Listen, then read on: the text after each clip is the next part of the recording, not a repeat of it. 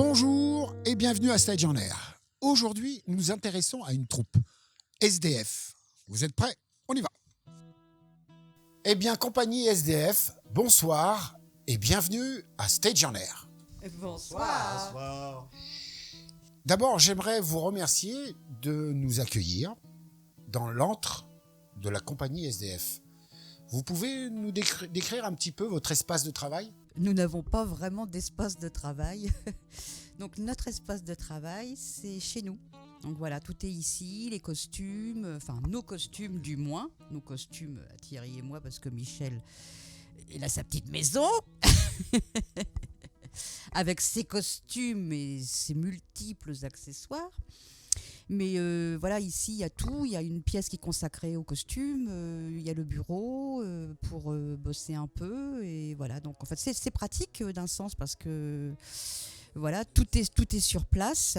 Mais ça serait un petit peu plus confortable quand même si on avait un local parce qu'on pourrait aller plus loin dans la création, je pense. Ouais. Est-ce que pour vous, c'est un confort de travail? D'un sens, oui, parce que c'est chez nous et qu'à n'importe quelle heure, on peut aller chercher quelque chose, à n'importe quelle heure, on peut bosser, mettre quelque chose en place. Mais des fois, ça peut être pesant aussi d'être toujours dans son antre. Ça peut être quand même très intéressant d'avoir un lieu qui est dédié exclusivement à ce qu'on fait.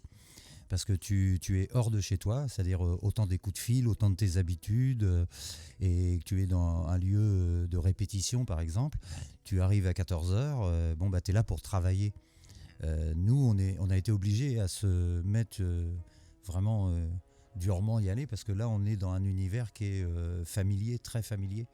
Et on est dans la cuisine, donc à un moment donné, on peut très bien se dire, tiens, hop, on va prendre un coup, tiens, on va fumer une clope. Quand tu es dans un local, tu es là pour bosser. Est-ce qu'il n'y a pas le souci financier, justement, pour essayer de trouver un local où vous pouvez librement c'est pas un vous souci donner financier. Oui, on pourrait le voir comme ça, mais on est non subventionné. On n'a pas de local qui nous est prêté par la ville, par exemple, au Havre. Donc, on n'a pas le choix. Nous, c'est comme ça, quoi. Il n'y a pas le choix. C'est comme notre façon de travailler, de faire du théâtre de rue, les costumes qu'on récupère auprès des grands-parents, des parents, tout ça. C'est aussi parce que on n'a pas d'argent. Donc, on va chez Emmaüs à la rigueur. Et c'est pour ça qu'on s'appelle SDF. Hein. On travaille, le bureau est ici, on répète sur place, on fait tout sur place, on réfléchit sur place. Et je trouve que c'est assez pratique, mais de temps en temps, c'est vrai que des locaux pour répéter, ça serait quand même bien aussi. On va parler de votre spectacle. Là, prochainement, vous faites un spectacle à Gonfreville-Lorcher sur le salon de la technologie. Et qu'est-ce qui vous a donné l'idée de concevoir une pièce sur ce thème? Je veux dire, quel était le facteur créatif? En fait, c'est le salon des sciences et techniques donc de Gonfreville-Lorcher. C'est la ville de Gonfreville-Lorcher qui, depuis une bonne dizaine d'années, nous donne le thème. Donc nous, ça nous est totalement imposé. L'année dernière, c'était la vie à bord de l'ISS. Il y a eu les mathématiques, il y a eu la citoyenneté. On a des thèmes qui nous sont donnés 3 mois avant à peu près. Oui, 3 mois avant, on a un thème qui nous est donné. Ensuite, au niveau la déco, la scène, on ne la voit que 5 jours avant. Donc on est en création directe. Mais c'est eux qui, en fait, nous donnent le thème. D'accord. Et justement, en parlant de thème et de technologie, est-ce que les nouvelles technologies d'aujourd'hui vous apportent quelque chose dans votre travail? Vous avez pu voir tout à l'heure, c'est-à-dire toute notre recherche est faite grâce à Internet. C'est-à-dire là, on travaille sur la chimie, par exemple, on cherche des expérimentations, on cherche des définitions, on cherche des choses comme ça. Et là, c'est vrai que Internet est un outil complètement incroyable.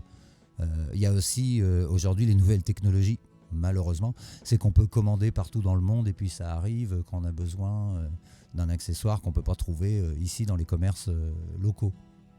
Ok. Est-ce que avant de faire justement cette pièce, vous maîtrisiez les notions qui sont abordées ou vous les découvrez au fur et à mesure? Alors, oui, pas du tout. Maîtrise pas du tout. Enfin, pour ma part, en tous les cas, la chimie m'a jamais intéressé. Mais la vie à bord de l'ISS m'intéressait pas non plus, et puis les mathématiques non plus, et puis il n'y a rien qui me... Enfin, je veux dire, je m'en fous, quoi. C'est... Non, c'est pas ça. C'est juste que tu as un thème. Au départ, tu te dis, mais qu'est-ce que je vais foutre avec ce thème-là ? Puis en fait, bah voilà, on s'inscrit dans ce thème-là et on crée les choses, quel que soit le thème, en fait. C'est pas grave. Effectivement, là, je découvre plein de choses, mais c'est génial parce que voilà, justement, on apprend des choses qui, bon, on se serait pas forcément penché sur le sujet auparavant. Et puis, on est obligé de creuser. Et puis, on est obligé de bien creuser parce qu'il faut aussi retransmettre l'information de façon très, très simple au public, il faut que ce soit très clair. Et c'est pas inintéressant. Disons qu'on enrichit notre culture générale. Donc ça veut dire qu'il faut quand même qu'il y ait un aspect ludique. Mais oui, voilà, c'est ça en fait. L'idée, c'est aussi de transmettre des choses, mais de façon amusante. Des choses qui peuvent paraître rébarbatives. C'est vrai que moi, les cours de sciences physiques, personnellement, j'ai pas trop écouté. Et là, en fait, l'idée, c'était parce que, avant tout, ça, c'était aussi pour un public d'enfants.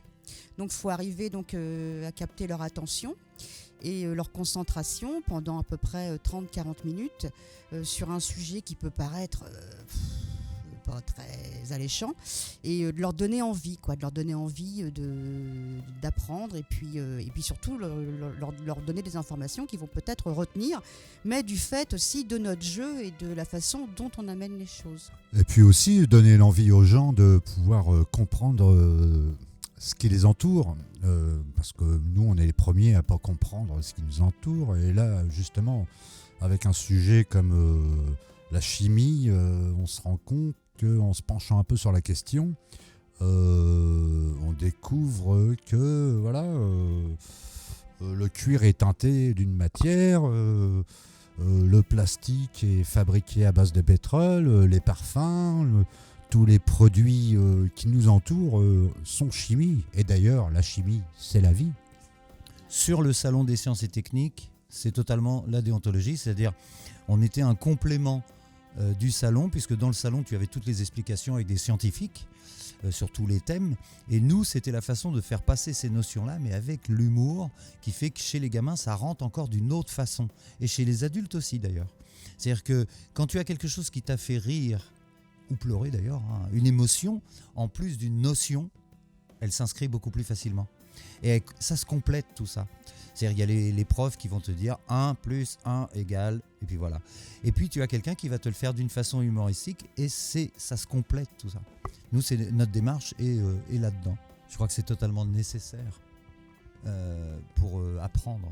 L'humour est totalement nécessaire. Voilà, c'est l'humour, c'est l'impro, ça c'est une partie de notre travail, mais nous notre moteur c'est ça, c'est le rire, c'est... Est-ce que ça demande une imagination débordante pour improviser comme vous le faites ? Débordante, je sais pas, nous ça nous fait du bien quoi, nous c'est en nous quoi, on aime bien ça. La première chose, c'est nous qui nous amusons. C'est pas un truc dur, ça fait partie de nous. C'est interne. C'est un truc d'enfance. Quand je voyais mon père se déguiser, se costumer pour faire des blagues, quand je l'ai vu partir en bécassine avec son copain, bon voilà, ça inspire. Quand je vois ma grand-mère qui était tout le temps en train de rigoler avec ses fesses, ça me faisait rigoler.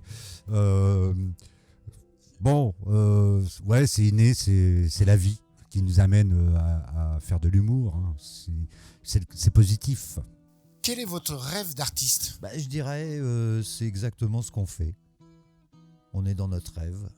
On nous avait déjà posé cette question-là et j'avais déjà répondu qu'effectivement déjà la compagnie elle existe depuis 92. Je faisais déjà du théâtre auparavant en café-théâtre, et en fait une vie à pouvoir vivre de sa passion, je trouve que c'est déjà un beau rêve. Oui, le rêve d'artiste, comme tout artiste, c'est d'avoir les mains libres et de pouvoir interpréter ce qu'on veut, avoir carte blanche, pouvoir s'exprimer comme on veut, sans aucune contrainte et sans aucun tabou et sans aucun sans aucune censure. Ça, c'est le rêve de tout artiste, je pense. Et est-ce qu'aujourd'hui, vous gagnez correctement votre vie? Gagner correctement sa vie, de toute façon, quand tu es artiste, je crois que tu penses pas à gagner correctement ta vie. Ce qui est intéressant avant tout, c'est de faire ce que tu veux faire. C'est le but. Après, gagner sa vie, le problème ne se pose pas. Ce qu'avant tout, c'est de vivre. On gagne correctement. On est au SMIC. C'est très correct. Après, voilà. On n'a pas envie d'être milliardaire quand tu fais un métier de comédien. Tu as envie de vivre surtout ta passion. Et si tu peux en vivre, c'est déjà bien. Et surtout, ce qu'on gagne, c'est. Je trouve que le gros gain, c'est de pouvoir faire ce qu'on veut. Ça vaut plus que d'avoir un gros salaire et de pouvoir vraiment gérer sa vie au quotidien. Je trouve que c'est énorme, c'est un luxe. C'est pas obligatoirement valable pour tous les artistes. Il y en a qui vivent ce métier-là durement. Il y en a qui, chacun, nous, on a le plaisir à SDF d'être mort de rire quand on est ensemble, d'être content quand on est ensemble, d'avoir envie de le faire, donc toujours avec la banane. Et donc ça, c'est génial. Mais il y en a qui, eux, font leur métier de comédien dans la douleur. Il y en a qui le font. Enfin, voilà. Il y a plein de cas particuliers. Je connais des comédiens qui n'aiment pas du tout ce métier-là et qui le font. Ça leur permet de gagner leur vie. Mais voilà, nous, on a le fait qu'en plus, on est très, très contents d'être tous les trois ensemble et que c'est vraiment extraordinaire, ça. Comme disait Isabelle, en plus, depuis 92. Et ça, c'est encore plus extraordinaire. Eh bien, la compagnie SDF, on arrive à la fin. Et j'ai une petite question récurrente. Existe-t-il une hiérarchie entre l'œuvre et l'artiste qui la conçoit? Non, moi, j'ai pas du tout ce sentiment-là. Ce qu'il y a, Non. Nous, on est beaucoup dans l'improvisation. Donc, on ne peut pas penser ça. Puisqu'on pourrait être totalement libre, voilà, il n'y a pas... autant ce que tu peux faire peut avoir une ascendance sur toi, autant ce que toi tu es peut avoir une ascendance sur ce que tu fais. Mais elle n'est pas... pour moi, en tous les cas, elle n'est pas consciente. C'est une chose en direct. Nous, on fait un travail en direct, beaucoup. Ça ne veut pas dire qu'on n'a pas de pensée dessus. Attention, on ne fait pas n'importe quoi.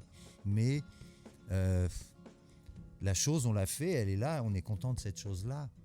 Elle a un vécu aussi, quoi. Moi, je dirais que ce qu'on fait, ça nous ressemble tellement que en fait, c'est pas possible qu'il y ait une hiérarchie, quoi. C'est nous. Donc, on s'assimile à ce qu'on fait vraiment. Ouais. C'est sûr.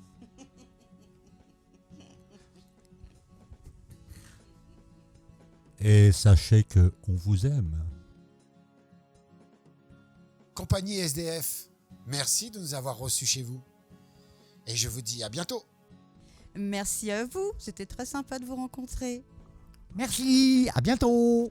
Super équipe, merci à vous de vous être intéressés à notre compagnie, ce qui n'est pas souvent le cas. Merci et bravo Stage on Air. Oh, je kiffe. Eh bien, c'est sur ces images, en quittant la troupe SDF, que Stage on Air vous remercie d'avoir regardé cette vidéo. Si vous avez aimé ce reportage, surtout, n'oubliez pas de liker, de vous abonner et d'activer la petite clochette pour les notifications. Stage on Air vous dit à bientôt.